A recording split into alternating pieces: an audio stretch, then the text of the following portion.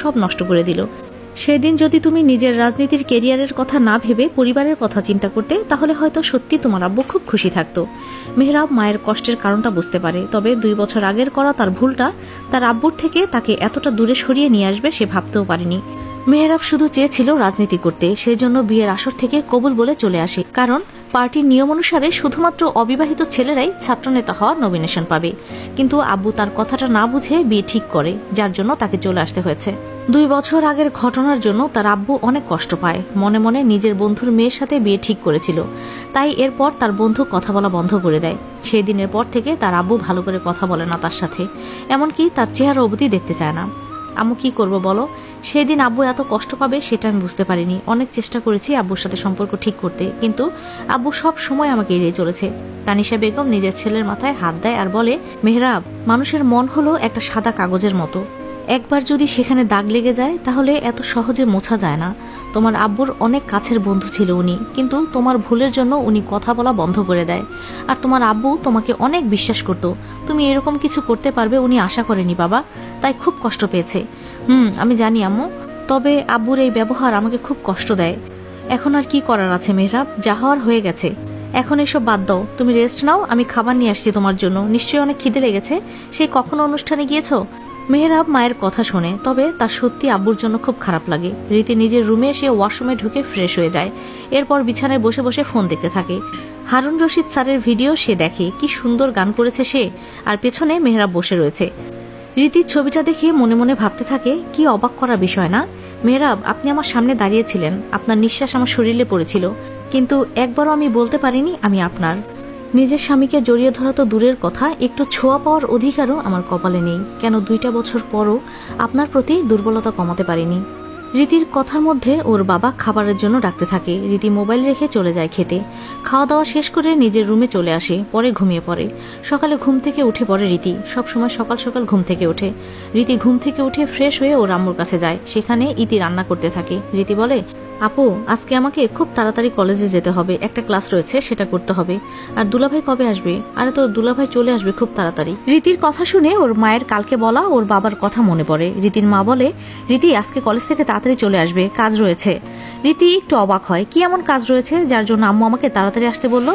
বাড়িতে সব কাজ ইতি আর আম্মু মিলে করতে পারে। রীতি বলে, আম্মু কি কাজ রয়েছে আজকে যার জন্য কলেজ থেকে তাড়াতাড়ি চলে আসতে বলছো? আজকে তোমার আব্বুর কিছু বন্ধু আসবে, ওনারা তোমাকে দেখতে চায়, তাই তাড়াতাড়ি চলে আসতে বলছি। রীতি তেমন একটা কথা বাড়ায় না, শুধু হু বলে চলে যায়। আজকে কলেজ বন্ধ থাকার কথা ছিল, কিন্তু পরে হারুন রশিদ স্যার খোলা দেয়, আর রীতির আজকে প্রাইভেট আছে, তাই যেতেই হবে। রীতি কলেজে পৌঁছে যায়, কিন্তু এখনও কলেজ শুরু হয়নি, তাই বাইরে দাঁড়িয়ে বটতলায় বসে বন্ধুদের সাথে আড্ডা দিতে থাকে। তখন হারুন রশিদ স্যার ওকে ডাক দেয়, রীতি দেখে যাও একটু। রীতি কারো ডাক শুনে পেছনে ফিরে দেখে হারুন রশিদ স্যার ডাকছে। রীতি তাড়াতাড়ি স্যারের কাছে যায়। রীতি বলে, স্যার কিছু বলবেন? কালকে তুমি কত সুন্দর গান করলে, সবার মন জয় করেছো।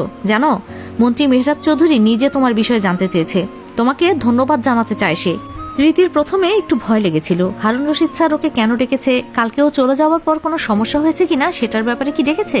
তবে হারুন স্যারের মুখে প্রশংসা শুনে খুশি হয়, কিন্তু মেহরাবের নাম শুনে ওর মুখ থেকে হাসিটা মিলিয়ে যায়। তবে মেহরাব রীতির কথা জানতে চেয়েছে কেন, ও কি রীতিকে চিনতে পেরেছে? রীতি কৌতূহল নিয়ে জিজ্ঞাসা করে, স্যার, মন্ত্রী মেহরাব চৌধুরী আমার কথা কি জিজ্ঞাসা করেছে? সে কি নাম জানে, নাকি অন্য কিছু জিজ্ঞাসা করেছে? না, অন্য কিছু জিজ্ঞাসা করে নাই, শুধু তোমার নাম জিজ্ঞাসা করেছে আর বলেছে তুমি ভালো গান করো। আচ্ছা রীতি, তুমি থাকো, ক্লাস শুরু হয়ে যাবে, আমাকে যেতে হবে। হারুন রশিদ স্যার চলে গেছে, কিন্তু রীতি এখনও নিজের ভাবনার জগতে বিভোর হয়ে রয়েছে। মেহরাব রীতির কথা কেন জিজ্ঞাসা করলো? শুধু কি ভালো গান করেছে বলে, নাকি অন্য কোনো কারণ রয়েছে? মেহরাবের কি সব কথা মনে আছে? ওর কি বিয়ের ঘটনা মনে পড়েছে? মেহরাব কি রীতিকে মনে করতে পারছে না, নাকি ইচ্ছা করে মনে নাই? রীতি বলে, মেহরাব সত্যি কি আমি আপনার কাছে অপরিচিত, নাকি আপনি ইচ্ছে করে নাটক করছেন? মেহরাব চৌধুরী, আপনাকে বুঝতে গেলে রীতির মাথা খারাপ হয়ে যাবে, যদিও বোঝার সুযোগ এখনো দেন নাই আপনি। রীতির ভাবনার মাঝে সিমি ওকে ধাক্কা দেয়, সেই কখন থেকে এক জায়গায় দাঁড়িয়ে কি যেন ভেবেই যাচ্ছে। অন্যদিকে ক্লাস শুরু হয়ে গেছে, স্যার ঢুকে পড়েছে, সেদিকে কোনো খেয়ালই নাই ওর। সিমি বলে, রীতি কি হলো তোর, চল, ক্লাস শুরু হয়ে গেছে, স্যার ক্লাসে ঢুকে পড়েছে, তাড়াতাড়ি চল, সময় নষ্ট করা যাবে না। সিমির কথায় রীতি তার ভাবনার জগৎ থেকে বের হয়ে আসে, পরে তাড়াতাড়ি করে ক্লাসে চলে যায়। অন্য সময় রীতির মনোযোগ ক্লাসে থাকে। সাধারণত সে পড়াশোনায় খুব ভালো, কিন্তু আজকে তার সব ভাবনা শুধু মেহরাবকে নিয়ে, তাই ক্লাসে ঠিক মতো মনোযোগ দিতে পারে না। 2টা ক্লাস থেকে চলে যায় ভার্সিটি থেকে, আর ওর আম্মু বলেছে তাড়াতাড়ি চলে আসতে, তাই করেছে। দুপুরের কাঠফাটা রোদে রীতি হেঁটে যাচ্ছে। এই সময় রাস্তায় গাড়ির পরিমাণ খুব কম থাকে, আর রীতির ইচ্ছা করছে না গাড়ি দিয়ে কোনো জায়গায় যেতে। নিজের মনে অনুভূতিকে প্রকৃতির সাথে শেয়ার করতে ভালো লাগছে তার। তবে দুপুরে কিছু বখাটে ছেলেরা চায়ের দোকানে বসে বসে চা খেতে থাকে। সামনে দিয়ে রীতিকে হেঁটে যেতে দেখে। তারা দোকান থেকে বলে ওঠে, আরে সুন্দরী, এই দুপুরে কোথায় যাও শুনি? আমাদেরও সাথে নিয়ে যাও সুন্দরী। তোমার নাম কি সুন্দরী? রীতির বিরক্ত লাগছে বিষয়টা, কিন্তু সে কোনো কথা বলে না। এদের সাথে কথা বলতে গেলে নিজেই ঝামেলা জড়িয়ে পড়বে। রীতি হেঁটে যেতে থাকে, তবে ছেলেরা নিজেদের বসার জায়গা থেকে উঠে দাঁড়িয়ে যায় আর রীতির পেছন পেছন হাঁটতে থাকে। রীতিকে বিরক্ত করতে থাকে। রীতি একটু জোরে হাঁটা শুরু করে। বখাটে ছেলেরা নিজেদের বাইক চালু করে রীতির সামনে এসে দাঁড়ায় আর বলে, আরে সুন্দরী, আমরা তোমাকে কতক্ষণ ধরে ডেকে যাচ্ছি, আর তুমি হেঁটে হেঁটে চলে যাচ্ছ? এই দুপুরে একা একা হেঁটে যাচ্ছ কেন? আমার বাইকে এসে বসে পড়ো, তোমাকে বাড়িতে পৌঁছে দেই। না, দরকার নাই, আমি একা যেতে পারবো, আর আমার হাত পা আছে, তাই কোনো সমস্যা হবে না। যদি বিরক্ত না করেন তাহলে খুশি হব। বখাটে ছেলেরা রীতির হাত ধরে ফেলে আর বলে, তুমি একা একা যেতে পারবে না সেই কথা আমরা জানি, কিন্তু আমাদের সাথে চলো, তোমাকে তাড়াতাড়ি পৌঁছে দিব। রীতি ওর হাত ছাড়িয়ে নেওয়ার ট্রাই করতে থাকে, কিন্তু ওরা জোর করতে থাকে। রীতির রাগ উঠে যায় আর বলে, দয়া করে আমার হাতটা ছেড়ে দেন, আমার লাগছে। আমার আব্বু যদি জানতে পারে আপনাদের অবস্থা কিন্তু খারাপ করে ফেলবে, তাই হাতটা ছেড়ে দেওয়ার অনুরোধ করছি। তোমার আব্বু কিচ্ছু করতে পারবে না আমাদের, কারণ তুমি জানো না আমরা কারা। এই শহরের মন্ত্রী মেহরাব চৌধুরীর লোক, আর তাই কেউ কিচ্ছু করতে পারবে না আমাদের। মেহরাবের নামটা শুনে রীতির রাগ 2 গুণ বেড়ে যায়। তাই রীতি হাতটা ছাড়িয়ে নেয়, বখাটেদের গালে একটা থাপ্পড় দেয় আর বলে, শোন, তোরা কার লোক সেটা জেনে আমার কোনো কাজ নাই। তোরা আমার হাতটা ধরলি না, সেই জন্য থাপ্পড় দিয়েছি। আর কি বললি? মন্ত্রী মেহরাব চৌধুরীর কথা? তাহলে ভালো করে শুনে রাখ, আমার কিছু যায় আসে না উনি কে কি করতে পারেন। তোদের মন্ত্রীকে গিয়ে বলে দিবি এই রীতি কাউকে ভয় পায় না, যা এখান থেকে।